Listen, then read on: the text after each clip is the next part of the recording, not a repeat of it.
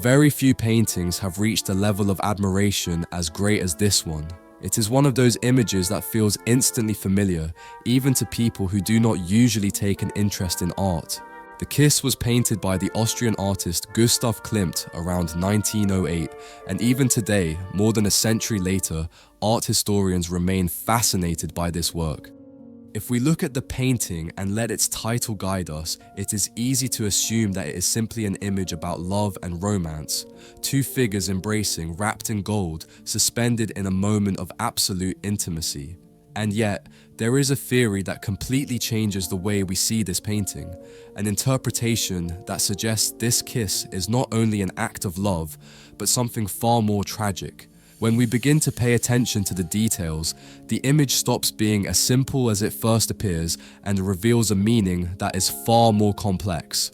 The first element that deserves close attention in the kiss is the position of the woman's feet.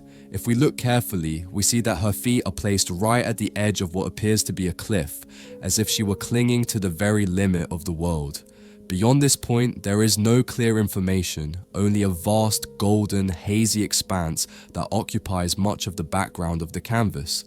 This could be interpreted as a night sky, a cosmic light suspended in space, or even the deep void that opens at the edge of a precipice. Her toes are tense, tightly curled, while her heels point toward this unseen part of the painting. This small detail is crucial because it seems to concentrate the emotional tone of the entire scene. The image conveys a passion that exists at the edge, an intense closeness between two people embracing at a moment where pleasure and fear coexist. It is a powerful love, but also a fragile one, suspended at a point from which there is no return. The lovers appear kneeling on a ground covered with wildflowers, surrounded by lush vegetation. Their body language leaves no doubt that there is mutual surrender and consent between them. Their figures visually merge, wrapped in a kind of golden aura that separates them from the rest of the world. She encircles him with her arms, while he gently holds her face as he leans in to kiss her. The scene communicates trust and desire at the same time. Moreover, the fact that we cannot see their eyes, hers closed and his hidden, reinforces the sense of an inviolable intimacy. It is a moment we are allowed to witness as spectators, but one in which we can never truly intervene. Now, the male figure appears crowned with leaves, while his golden cloak is covered with rectangular shapes in black and grey tones. These rigid blocks stand in contrast to the circular and colourful motifs on the woman's garment. She, by contrast, has a luminous face, flushed cheeks, reddish lips, and small summer flowers woven into her brown hair. Gold dominates the entire composition. Klimt often applied the gold leaf directly onto the canvas, combining it with oil paint to achieve the intense, luxurious glow that defines many of his most celebrated works. Klimt's fascination with gold and ornamental patterns did not emerge by chance. If we look more closely at the artist's life, there are two key experiences that help explain this aesthetic choice. The first relates to his childhood. His father was a Viennese jeweler who specialized in working with precious metals and gold engravings, so it is hard to imagine that the young Klimt was not deeply influenced by the materials, textures, and brilliance he saw every day in that workshop. The second influence came years later, in 1903, during a trip to Italy. In Ravenna, Klimt was profoundly moved by his visit to the Basilica of San Vitale and by the 6th century Byzantine mosaics that cover its walls. These golden surfaces have a unique quality because they appear flat yet come alive when light passes over them. Many of Klimt's paintings attempt to recreate this effect using repeated geometries that completely transform the work once it is seen under illumination. Even so, as difficult as it may seem to believe, the decorative richness of the kiss is not merely an aesthetic device.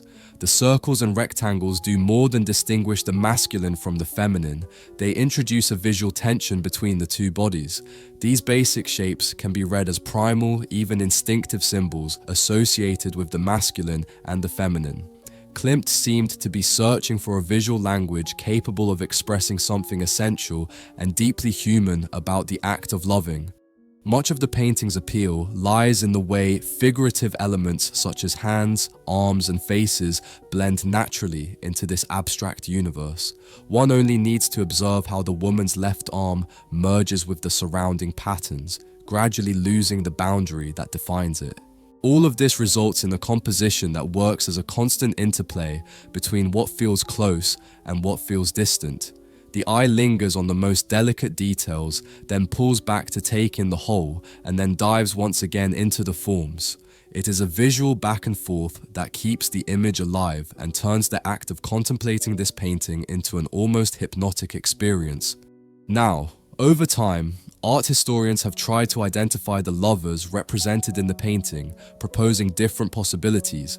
For me, however, the most compelling interpretation is the one that connects them to Orpheus and Eurydice, the mythical couple tragically separated at the very limits of the underworld in Greek mythology.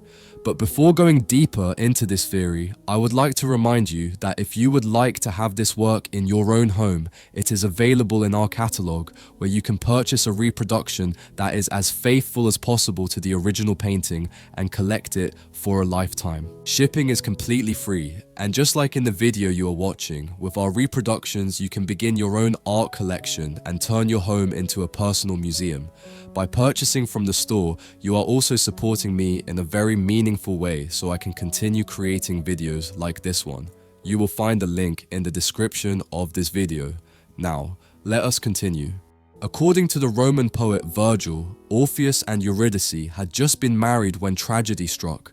Shortly after the wedding, Eurydice was bitten on the ankle by a snake and died. Perhaps this is why Klimt chose to depict her barefoot, with her feet exposed on the grass, as if an invisible threat still lingered beneath her steps. Devastated by her loss, Orpheus descended into the underworld, determined to bring her back. Thanks to his extraordinary talent as a musician, he managed to move the rulers of that dark realm by playing his lyre. He was then allowed to lead Eurydice back, but under one condition. He was not to turn around and look at her until they had both fully reached the light. According to the myth, Orpheus walked on, but doubt and longing proved stronger, and he looked back. In that instant, Eurydice vanished forever. This myth has been widely represented in art, so it is possible that Klimt was retelling this story through the kiss. Could this painting represent the exact moment when the lovers reunite, just emerging from the underworld, kneeling beneath a golden light that illuminates their final seconds together? Perhaps the artist transformed the fatal glance into a kiss, replacing loss with a gesture of absolute love. This reading is reinforced by the crown of leaves that surrounds the man's head, since Orpheus was often depicted wearing a laurel wreath, a symbol of recognition granted for the beauty of his music. Other experts, however, suggest that what he wears is ivy, a plant associated with eternity and with love that does not fade. This stands in contrast to the summer flowers in the woman's hair, which are beautiful but fleeting. Going even further, it is easy to imagine Orpheus's lyre hidden among the flowers of the meadow. Moreover, Eurydice was a nymph closely linked to nature, which could explain the delicate golden patterns that run along her legs and ankles, like roots binding her to the earth. In Klimt's vision, Orpheus and Eurydice remain suspended in a motionless embrace, set against a golden background that feels infinite. They stand on the edge of their tragedy, yet frozen in time, neither moving forward nor turning back, held in that single moment, preventing themselves from being lost once again. I would love for you to let me know in the comments whether you share this interpretation of the painting, or if you believe there is another reading that might be more convincing. Thank you for watching the video until the end, and I will see you in the next one.